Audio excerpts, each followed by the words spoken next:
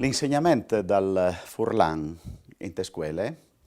ha avuto dei periodi un'evore differenti perché in un primo momento si è basato sulle esperienze di pos illuminati maestri che avevano introdotto in tal loro insegnamento la possibilità di portare dentro anche la lingua furlane.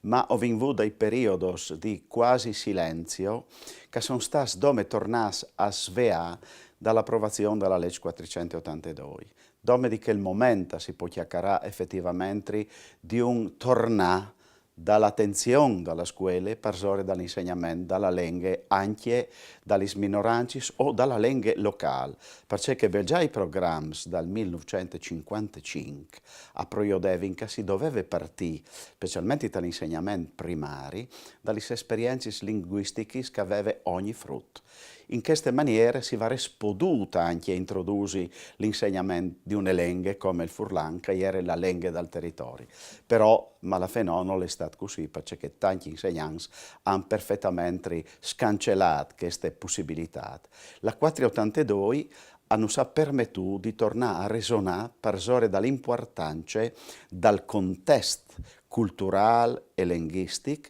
che il covente per imprimere anche all'insegnamento della lingua nazionale una corretta applicazione. Dove si parte dalla lingua, che è la lingua fevelata dal frutto, o possiamo allora pensare di fare in maniera corretta anche un avvicinamento alla lingua nazionale e a tutte le altre lingue. E in questo sono stati importanti sul piano delle esperienze i progetti che sono buris fur dai finanziamenti che il Stato ha messo ad il Ministero della Pubblica Istruzione,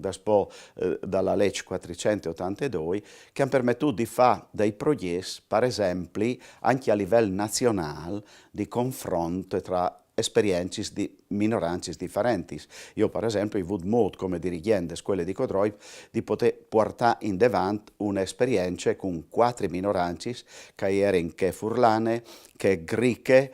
dalla Puglia, che arbresce dalla Calabria e che valser dalla Val d'Aoste, perché abbiamo potuto mettere insieme i nostri debolezzi, ma anche i nostri sforzi, e vedi che le problematiche erano un'evore comuni. In questa maniera si è scominciata a burifur tanti anche progetti e soprattutto è venuta fuori una sperimentazione di bande di tanti insegnanti. Mi riferisco perché il che riguarda, per esempio, la scuola che ho dirigevo a Codroip, all'esperienza della maestra Lorella Moretti, è un'altra dal Circolo di Manzan che era state fatte più orientate sulle tecnologie, però che ci appare dentro anche la lingua furlana dalla Brugnoli, altre esperienze come il progetto Agis, che sono stati importanti, ma che avrebbero di bisogno di essere implementati completamente in una logica di sistema per l'insegnamento del Furlan in tale scuola.